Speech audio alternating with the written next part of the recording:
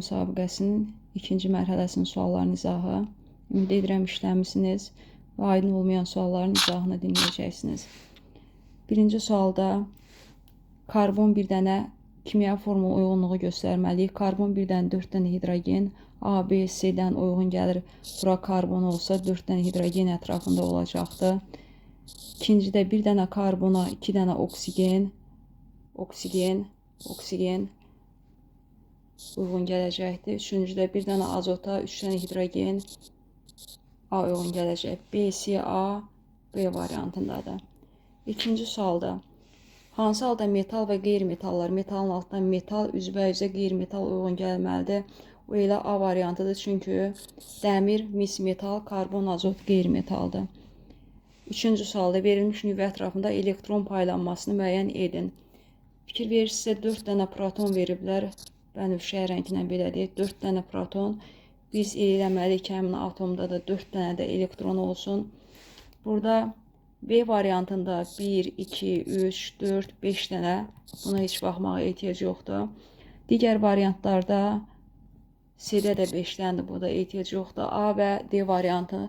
Sadəcə A və D variantında məsələ ondan ibarətdir ki, A-da dairənin birincisində bir dənə veriblər. Bu səhv olacaq, çünki həmişə birinci səviyyədə, birinci orta hissədə 2 dənə olmalıdır elektron. Deməli, bizim variantımız olacaq D variantı. Dördüncü sualda ayrılmaz sularda kristallaşma ayrılmaz suyuna demişdik, şəkərlə su. 1-ə B, ikinci buxarlanma ayrılmaz suyuna xörək tuzu su, C variantı, süzməyə isə A.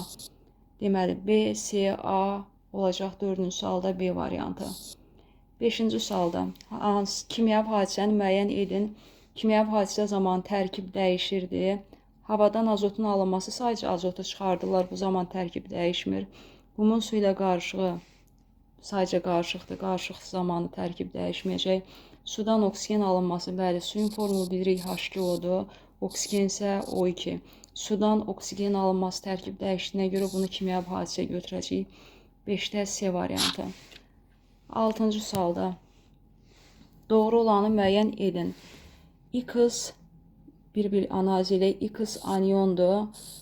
Anion mənfi yüklü ionlara deyilir. Mənfi yüklü ionlar, yəni elektron sayı çox olan lazımdır bizə.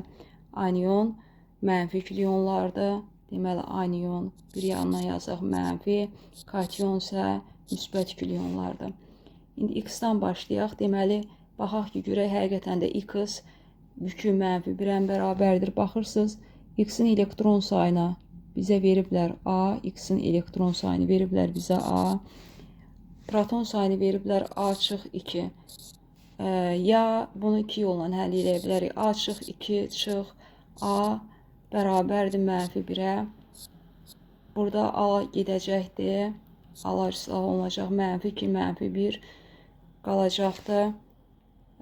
Bu biraz sizin üçün anlaşılmaz olsa, bunu yerinə qoya bilərik. Əslində misaldan daha rahat olsun desə. Misal üçün hər yerdə fikirləşin, Aya qoymuşuq 5. 5-dən 2 çıxanda sol aşağı hissəsi, yəni proton sayı 3 olur. Sağa 5 qoyanda ionun yükü mənfi yox, 3-dən 5-i çıxırıq, soldan sağa çıxırıq. Həmişə bizə elektron sayını yükü verəcəkdir. Yəni ionun yükünü. Bu mənfi 2 eləyəcək, amma bizə deyib ki, mənfi 1-dir. Deməli, birinci olmayacaqdır. Və yaxud digər bir başqa izah da verim. Hər hansı bir elementin elektron sayısı sağ aşağıda yazılır. Əgər üstü mənfidirsə, deməli elektron sayı çoxdur. Proton sayı sol aşağıda yazılır. Əgər müsbətdirsə, proton sayı çoxdur. Hansı qayda sizə rahatdırsa, o yolla gedə bilərsiniz. Deməli, A variantı olmadı. İkinci keçdik B variantına. B variantında deyir ki, Y. Y-a yazaq və baxaq. Y-ın yenə də elektron sayı A-dır. A-ya nəzərən biz neçə qoymuşduq? 5 qoymuşduq. Elektron sayı 5-dir. Proton sayı 5-də gəl 1, 6. Həqiqətən də elektron sayı 1 vahid azdır. Bu deməkdir ki, proton sayı çoxdur və müsbətdir və biz müsbətə dedik ki, kationdur. Deməli, 6-cı sualda B variantı doğru variant olacaqdır. Sonra növbəti 7-ci sualda metanın yanma reaksiyasının söz tənliyini sadəcə sözlərlə ifadə etmək lazımdır. Maddələr yanarkən yadınızda saxlayın, oksigenlə reaksiya daxil olmalıdır və metan yanarkən, deməli metan oksigenlə reaksiya daxil olur sözü iki variantda var, C və D variantında. Nəticədə karbon qazı və su alınacaqdır. Karbon qazı və su 7-cidə C variantı olacaqdır. 8-ci sualda şəkər molekulunda olan atomların şəkər əzbərləmişdik C12H22O11, etil spirti C2H5OH, atomlar toplayanda, karbonlar toplayanda eləyəcəkdir 14, hidrogenlər toplayanda yuxarıda 22, aşağıda 6, 28, oksigenlər toplayanda 12. Hamısına baxırsınız, 2 ixtisar gedəndə 7, 14 və 6 qalacaq. Bu da C variantı. Növbəti 9-cu sual. 9-cu sualı bizim kitablarımızda var. 2 dənə qurğu şəkil çəkiblər. Biri sadə fraksiyaları aparmaq üçün, yəni məsələn dəniz suyunu ayırmaq üçün istifadə olunan sadə fraksiyal aparatıdır. Digər isə sadə distilli aparatıdır.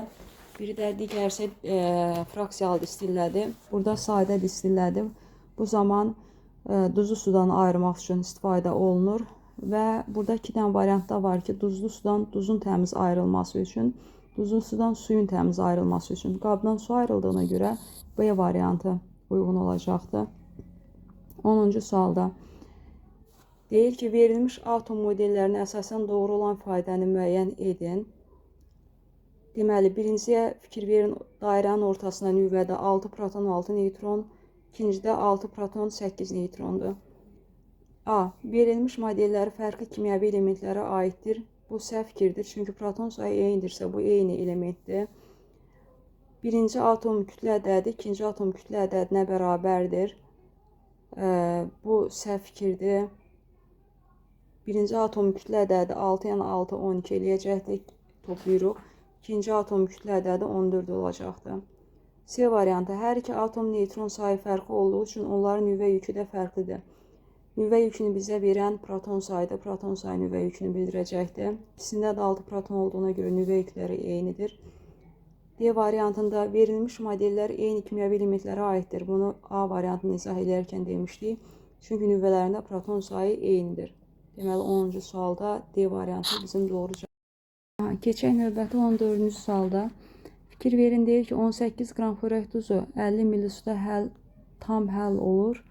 Doymuş məhəl. Doymuş demişik ki, əlavə miqdar maddə artıq həll olmayacaq burada. Yəni, maksimum bu həll ola bilər. Və buna əsasən şərtlərin hansı doymuş ola bilər deyir.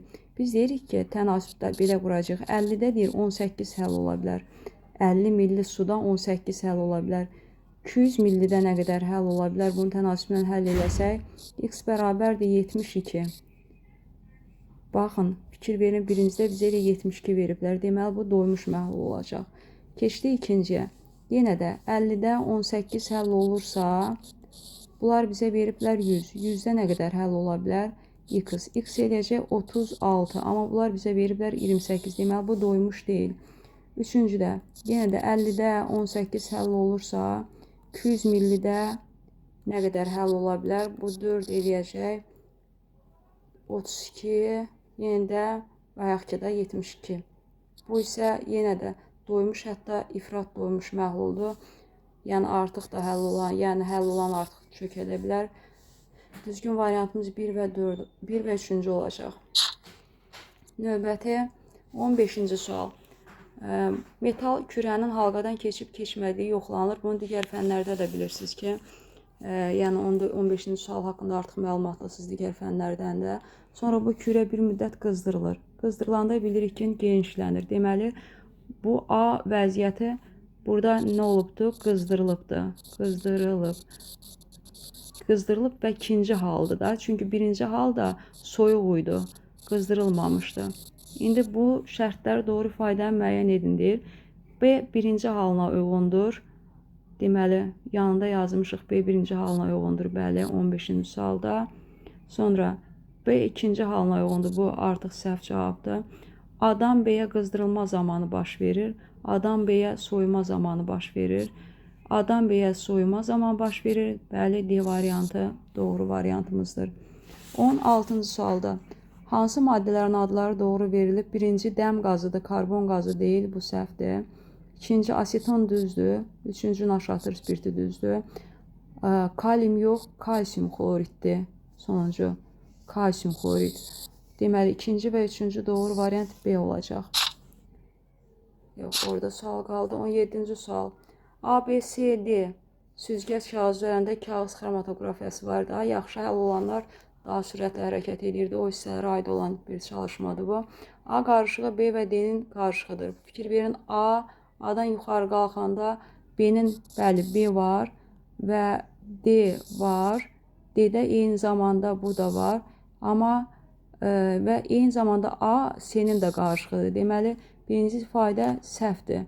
İşarə burada olmalıydı. İkinci keçirik. Deməli, deyir ki, ikincidə D qarışığı və B və C-nin D, B və C-nin, bəli, B, bir də C-nin deyir, düzdür. D qarışığında 2 dənə B və C vardı. 17-də deməli,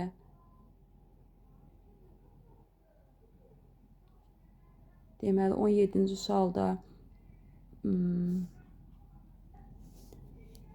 deməli D qarışığı bu doğru oldu. Sonra keçirsə B saf maddədir. B saf maddədir çünki B-nin içində bir dənə maddə vardır. Bu oldu D variantı. 18-ci sualda X süxuru yer səthindəki Y süxurunun külək və yağışları ilə parçalanması, düzənlik ərazilərə daşınması və tədricən bitki və heyvan qalıqları ilə qarışmasına əmələ gəlir. Bu kitabda var. Bu çökmə süxurun xüsusiyyətləridir. Çökmə süxur maqmatik süxurun deməli Y onda olacaqdır. Maqmatik süxurun külək və yağışları parçalanması, düzənlik ərazilərə daşınması və tədricən bitki və heyvan qalıqları qarışmasına əmələ gəlir. X və Y süxurlarındansə metamorfik süxur əmələ gəlir. Deməli, Z-imiz metamorfikdir, X-imiz çökmədir və Y-imiz maqmatikdir. Deməli, Y-in altdan 1 olan, X-in altdan 2 olan, bu isə bizim A variantımızdadır. Növbəti 19-cu sualda. Verilmiş proseslərdə hansı fayda doğru faydaları müəyyən edin. Birinci proses kimyəvi hadisə. Kimyəvi hadisə olanda hansısa bir reaksiya gedir. Baxın, qabda molekullar eyni formada qalıbdır. Yəni, heç bir qarışıq olmayıbdır. Deməli, burada kimyəvi hadisə getmir, sadəcə qarışıbdır.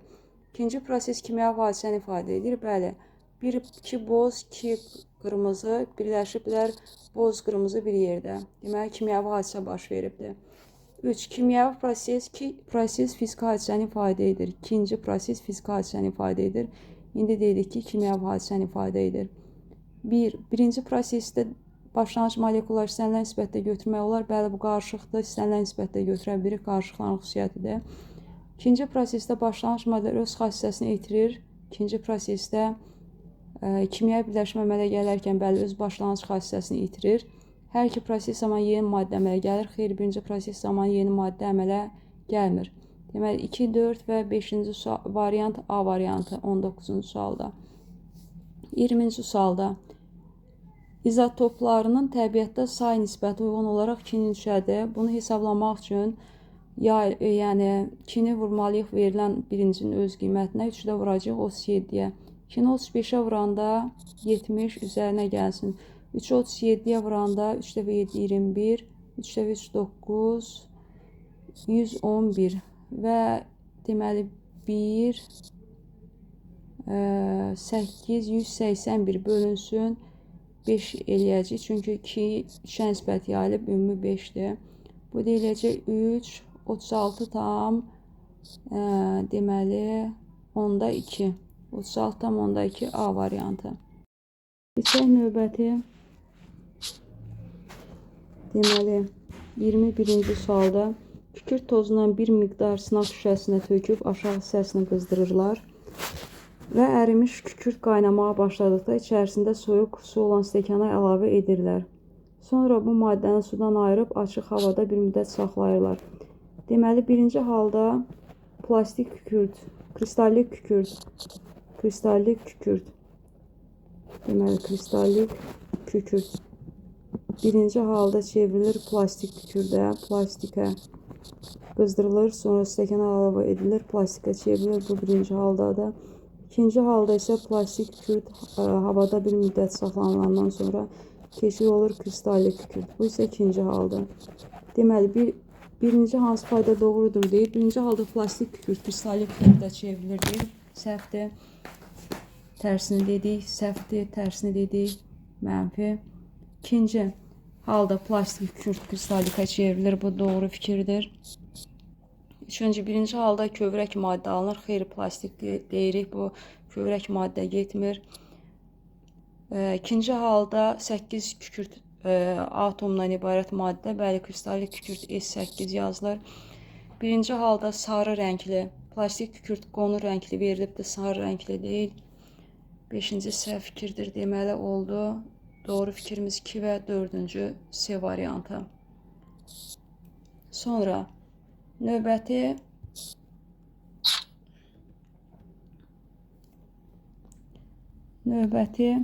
22-ci sualda içərisində eyni həcmdə su olan stəkanlardan eyni temperaturda birincinə m qram X maye söküblər, ikincisinə m qram bərk maddə əlavə ediblər, elə şəkildən də görünür X mayedir, Y bərkdir. Bir müddət sonra stəkanlarda olan görüntü şəkildəki kimi olur. Buna əsasən doğru ifadəni müəyyən edin. Deməli, fikir verin, birinci qabda heterogen deyir. Heterogen bilirik ki, gözlə görünə bilən, yəni kənardan baxanda sən onu görürsən. Misal üçün, neft, su, yağ, su qarışığı misal deyə bilərik. Amma birinci stəkana baxın, kənardan heç bir görüntü, qarışıq görüntüsü yoxdur. Deməli, bu səhv fikirdir. Bizdən nə istəyir? Doğru ifadəni istəyir. İkinci qabda kimyəvi hadisə baş verir. Bəli, çünki buradan qaz qabarcıqları ayrılır. Burada artıq reaksiyanın getdiyini bildirir. Üçüncü, birinci qabda olan qarışıq kütləsi ikinci qabda olan qarışığın kütləsinə bərabər olur. Birinci halda olan qarışıq bərabər olmayacaq, çünki ikinci qabdan qaz ayrılır. Bu isə kütlənin aşağı düşməsinə səbəb olacaqdır. Deməli, B variantı burada bizim doğru cavabımız olacaqdır. 23-cü sualda. Deməli, deyir, müəyyən temperaturda 200 ml suya 595 qram şəkər əlavə edilir və doymuş məhlul alınır. Bir qədər şəkər qabın dibinə çökür. Bu qarışığa həmin temperaturda 50 ml su əlavə etdikdə homogen doymuş məhlul əmələ gətirir. Yəni 250-də 595 qram tam həll ola bilir. Və bəs 100-də nə qədər həll ola bilər? Niyə 100 götürdük? Bax, şərtdə deyir 100-də nə qədər həll ola bilər? X. X bərabərdir. Deməli, belə deyək də 100 vur 595 böl 250. Bunu sıfırını silək, 5-ə ixtisar edək ki, burada 5. Bundan 595 ixtisar edək 1, 1, 9. 119-da 2-yə vuranda 238. 238-də hansına uyğun gəlir? 40 dərəcə Selsi temperatura, yəni C var.